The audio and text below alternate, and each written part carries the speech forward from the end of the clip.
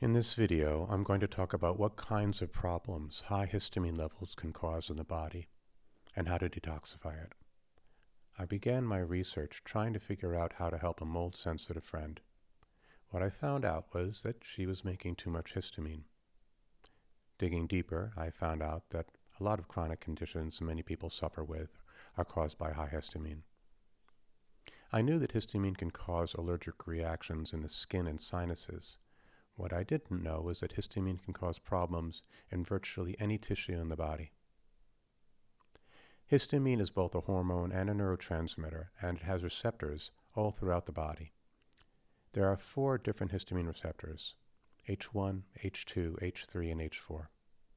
H1 and H2 go to the skin, the gut, the lungs, and give us our classic allergy symptoms, like itchy and painful skin, food allergies, asthma, or sinus inflammation. What's less well known is these receptors are also found in the muscles, the joints, the heart, the nerves, the prostate, the uterus, the bladder, the list goes on. So how might this manifest? In the case of muscles, it could be fibromyalgia. In the case of the joints, arthritis or joint pain. In the case of the heart, high or low blood pressure, dizziness, arrhythmias, and postural orthostatic tachycardia syndrome, also known as POTS. In the nerves, chronic pain or neuropathy. In the prostate, prostate enlargement. In the case of the uterus, PMS, miscarriages, and difficulty conceiving a child.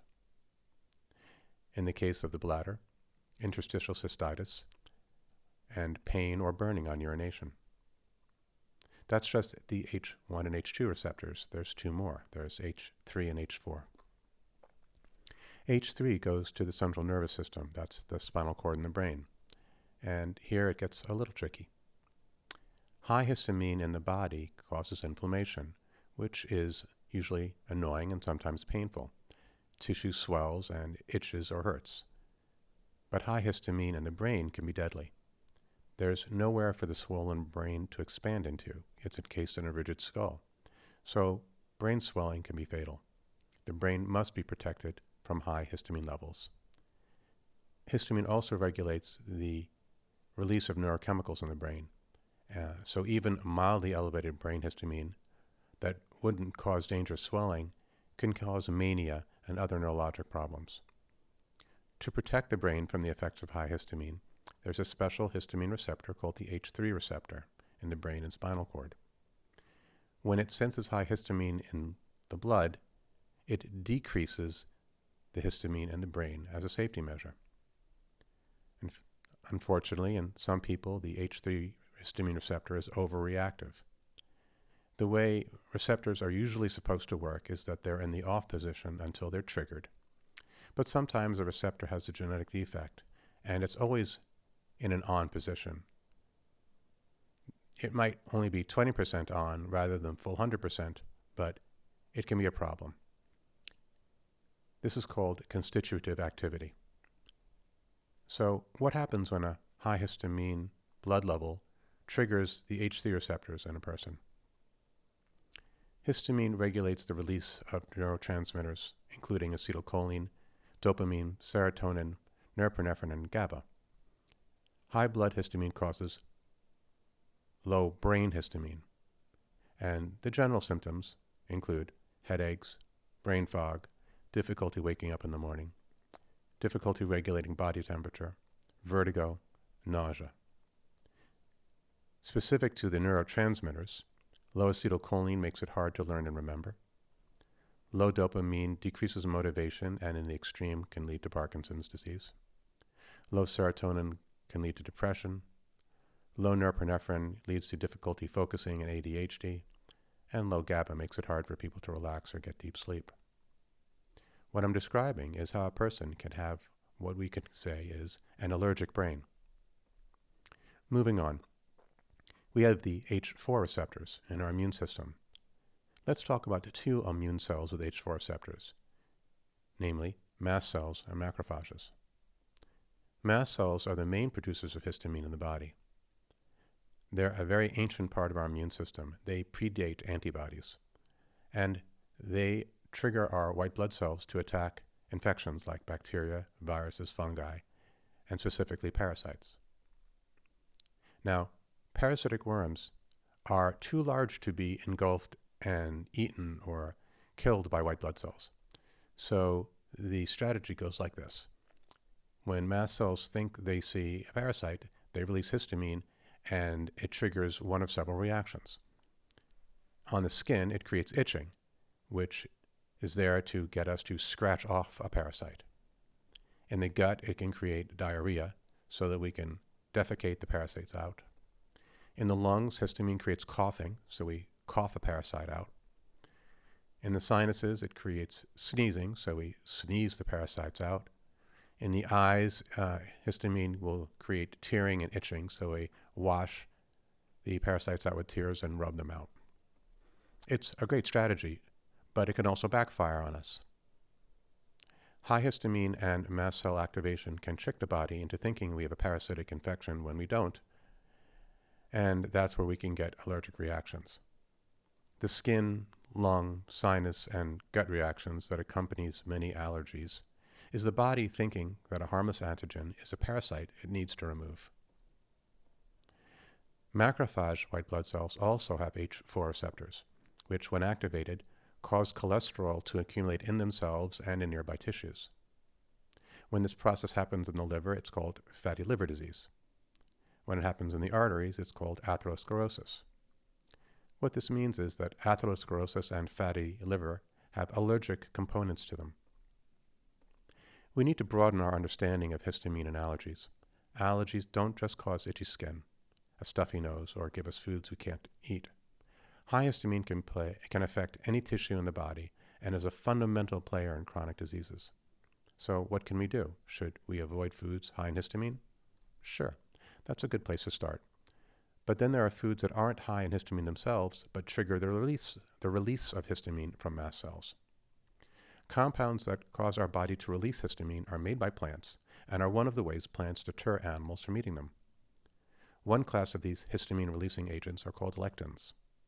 If you're allergic to nightshades or peanuts or some other foods, it's likely the lectins causing this reaction. It's not just foods, however. Airborne allergens like mold can also trigger mast cells, so can chronic infections, and even exposure to electromagnetic fields. Yes, some people are literally allergic to electromagnetic waves. EMF sensitivity is actually worse than a food sensitivity because you could choose to limit your diet, but limiting EMF is nearly impossible in modern society. Another issue is that once mast cells get activated, they can persist for a long time. When histamine activates H4 receptors on mast cells, they can infiltrate into the local tissue. Mast cells in the tissue then make more histamine, causing more mast cells to infiltrate in a self-reinforcing cycle, causing tissue to become more and more allergic and reactive as time goes on. Injuries can also trigger mast cells to enter tissue. This includes concussions and whiplash. Mast cells are part of the initial healing process, such as pulling wound edges closer together. But if a person's healing process gets derailed, then the mast cells can enter the injured tissue and just keep accumulating. We know what a physical scar is. What I'm describing is an immunologic scar. Basically, it's post-traumatic stress disorder at a tissue level. Injured tissue can become allergic tissue if the mast cells don't leave. In order to get the tissue to stop this allergic and inflammatory cycle, we need to get the mast cells to leave. But to do that, we need to first stop triggering the H4 receptors. We need to lower excessive histamine. So what are our options? What about taking antihistamine drugs? Well, the issue is threefold. While there are well-tolerated antihistamines for the H1 and H2 receptors, that's the skin, gut, lungs, the antihistamines for H3 and H4 can have a lot of side effects and require a specialist to oversee. 2. While antihistamine drugs can be very effective at resolving symptoms, they do not address the underlying cause of the dysfunction, and over a period of as little as 1 to 3 weeks, a person can develop tolerance to the drugs, so the dosage may need to keep increasing. 3. Even regular antihistamines have been shown to cause side effects. Studies have shown an increase in cancer and infertility over time with antihistamines. So what can we do? First, what is a person allergic to? If it is a food, avoiding the offending food will help. An elimination diet can help figure this out. And there's also blood tests you can do at home that are very useful. If you go the testing route, you want both allergy and intolerance tests. Okay, let's look at a case study. I mentioned I was researching this to help a friend, but in her case, it wasn't food she was allergic to. Here are the clues I had to work with. She got worse during smoke season. She got worse when she cooked food. She got worse during wet weather.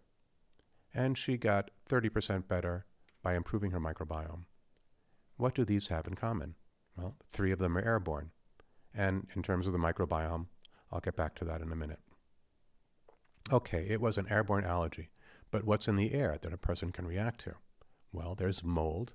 70% of homes have mold in them. There's dust mites. 80% of homes have dust mites. Why was she reacting to cooking food? Well, she cooked over a propane stove. And mercaptan is a chemical added to propane, so it gives it that garlicky smell. That way, if there's a propane leak, you'll be able to tell because propane itself has no odor. When propane burns, the mercaptan burns with it, and it creates sulfur dioxide, and sulfur dioxide is something that can stimulate mast cells. You can also be allergic to pollen. Over 1/4 of the U.S. population is diagnosed with the pollen allergy every year. And then you've got regular pollution, air pollutants like VOCs, particulates, nitrogen oxides. These can all trigger histamine release. A number of these come from vehicle exhausts, especially diesel. So if you live in a city or by a major road, you're getting this kind of pollution. So what can we do for this woman? Well, she cooked with propane, so a vented hood was put over her stove to remove any of the combusted mercaptan. For pollen, dust mites, and mold, HEPA filters were added to every room in the house. And these changes helped, but not enough. Going deeper, I found that in addition to avoiding allergic foods and improving air quality, there are 4 more things we needed to do for people with histamine problems. First, we need to reprogram the immune system so people stop reacting to airborne allergies. But some immune reaction will still take place, so then we need to, 2, suppress the biochemical creation of histamine from the dietary amino acid histidine. But some histamine will still be created, so 3, we want to stabilize the mast cells and basophils so they don't release their histamine excessively. But some histamine may still be excessively released, so that 4, we want to break down any excessive histamine in the bloodstream before it reaches and activates the histamine receptors. To do this, I made her a mix with the following ingredients. Rosmarinic acid to reprogram the immune system by clearing out the hyperreactive T cells. Green tea extract to block the histamine production by suppressing the enzyme histamine decarboxylase, which turns histidine into histamine. Quercetin, which stabilizes histamine-containing cells like mast cells. And then finally, diamine oxidase, or DAO. DAO is the enzyme the body makes to break down extracellular histamine and other toxic amines. The challenge was that quercetin and DAO are not well absorbed. They work wonderfully in the gut, and if all you're dealing with is gut allergies, that's fine. But if the allergy is in the bloodstream now, you need something that can get into the bloodstream. So to do this, we took the quercetin and the DAO and made them into a liposomal for her. So what was the result? Well, rather than sleeping until 10 a.m., 1 spoonful of the mix at 7 in the morning, and a few minutes later she will wake up and her mood is greatly improved. It was pretty quick. Of course, the reprogramming of her immune system will take more time, but it was a major win for her. And when I saw how helpful this was for her, and I understood how many people likely had something similar going on, I knew I had to make it available to other people, so I did, and I called the product Testament. Now, I said earlier that initially she got 30% better by repairing her microbiome. Why was that? when the microbiome is out of whack, a person can start making putrescine and cadaverine. These are toxic amines that when they enter the bloodstream, they cause any DAO present to become much less effective at breaking down histamine. So the same DAO enzyme that breaks down histamine will also break down putrescine and cadaverine, but it gets degraded in the process of doing that. So part of any histamine detox has to include supporting the microbiome, and you can consider our Panaceum product for this. So if you think you have a histamine toxicity issue, what's a protocol you can consider? First, you can consider our Tessomate histamine detox product. It contains the rosmarinic acid, the green tea extract in a decaffeinated form because caffeine will activate histamine as well, quercetin and DAO enzymes all in a liposomal form. Secondly, you could consider our metacardium EDTA. It's a magnesium-based EDTA. And why might you want to do this? Well, many histamine issues are caused or worsened by metal toxicity, so EDTA may be helpful here. And secondly, a magnesium deficiency can increase the histidine decarboxylate 30 times. So if someone is low in magnesium, they can end up with grossly elevated levels of histamine. Third, you can consider detoxifying yourself from chemicals. Toxic chemicals can also activate mast cells to release histamine. And for that, you can consider our Zetaplex product. Additionally, you may want to consider the following. Decreased dietary histamine. Refrigerators are a wonderful invention, but now we end up eating a lot of leftovers, and leftovers have histamine. Limit your fish consumption.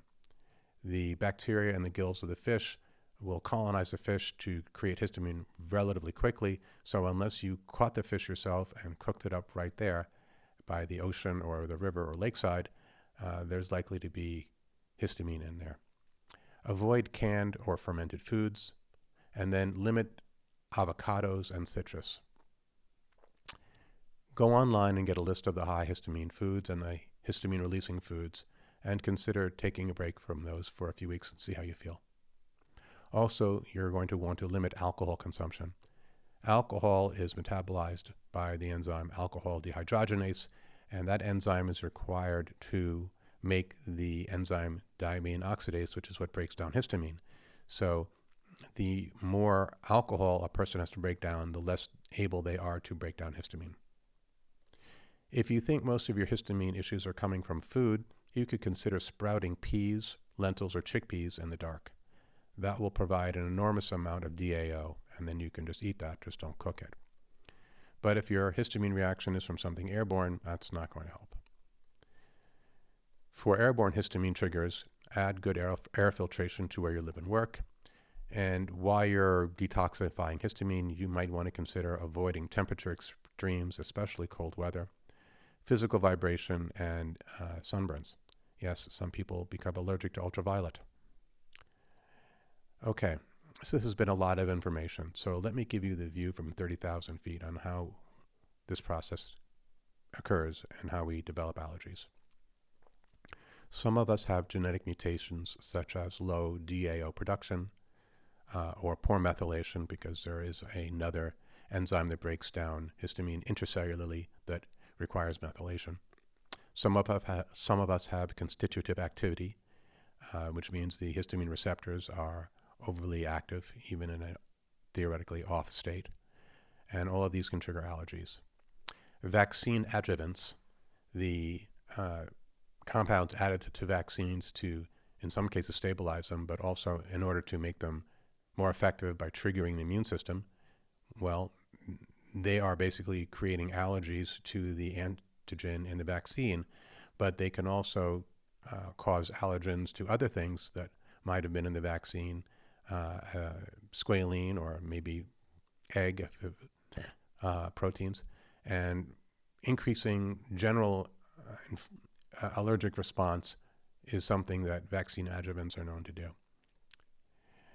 There's over 50, and I've heard some people say 80 vaccinations that we're now expected to get on the schedule before 18, with more every year.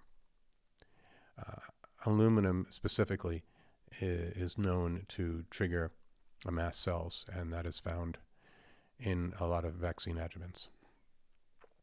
A poor microbiome is less able to help the immune system differentiate between active infections requiring response and harmless antigens that should be ignored. Pesticide, fungicide, herbicide, aflatoxins, preservatives, and other chemical residues in foods can trigger food allergies. Physical trauma and an improperly healed injury can create allergic tissue. And excessive EMF exposure can create allergies. There's actually quite a bit of science about what goes on with the calcium channels, which we don't have time to go in here. But when I say that a person can become allergic to EMF, there's a very strong scientific basis for exactly how that happens. Consider the number of people who spend hours with their cell phones against their ears or in a breast pocket or in their pants, and what they may be doing in terms of creating allergic tissue there. Metal toxicities can trigger allergies. We live in a world that's continuously pushing us into allergic states. Detoxifying ourselves and balancing excessive histamine and mast cell activity is part of the general maintenance we need to do if we want to experience optimal health.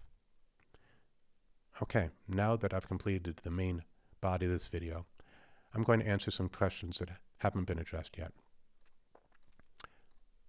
How is it that some people become allergic to their medications? Okay. Many medications, including over-the-counter meds, suppress diamine oxidase, thus raising histamine levels.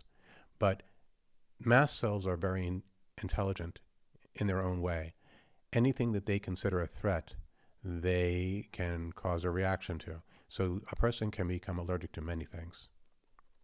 And pharmaceutical drugs are in those classes of things a person can become allergic to. Is histamine associated with Lyme disease? Yes. Histamine is a peculiar infection. The immune system can kill it easily if it can catch it. As a result, Lyme has 3 strategies. First, cloak itself so the immune system doesn't see it. Secondly, it has a very fast propulsion system. It's got a twin turbine engine, and it can go 500 times faster than our own white blood cells. And then 3, it makes a beeline while cloaked at high speed straight into tissue where we don't want to fight it. This tissue is called immune privileged tissue. This is tissue where the immune system should not fight an infection because the inflammation of the immune reaction can cause too much damage. So consider the skin. It has a lot of area to expand into, and it regenerates very quickly. So a person's immune system has no reason not to mount a very strong and vigorous response in the skin. Now, consider the joints or the brain. These are tissues that don't regenerate quickly and are enclosed in a rigid structure. There's not a lot of room for the swelling to go. So these are called immune privileged tissues. They're places where the body will not mount a traditional immune response. What happens instead is the body tries to put infections in these immune privileged tissues to sleep. It's a win. The infection stays there, but it's dormant until the person dies or becomes so old that they can no longer keep it in check. So that is what's supposed to happen. But in some people, their body is not good at putting these infections to sleep, and then the Lyme disease becomes active in immune privileged tissue. And so Lyme disease, which we know causes major problems in the heart and the joints and the brain, may be doing this to a large extent through histamine release.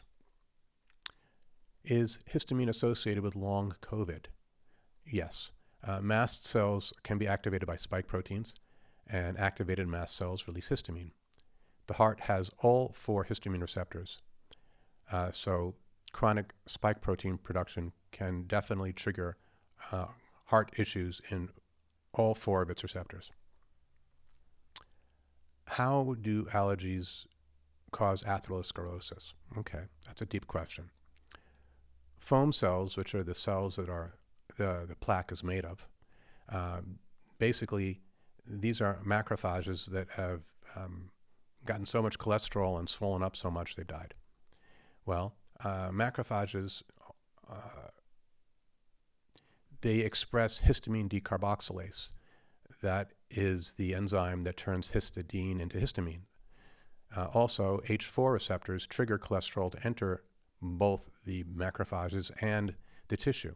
So atherosclerosis is intimately related to histamine, and I would say it's reasonable to say that atherosclerosis is primarily an allergic phenomena.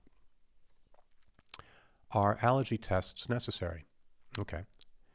While there are some inflammatory chemicals that are immediately released when we're exposed to allergens, such as histamine, tumor necrosis factor, tryptase, and heparin, and then there's a few chemicals released a few minutes after exposure, like prostaglandins and leukotrienes. Some allergic reactions take place hours after exposure, like the release of cytokines and inflammatory interleukins.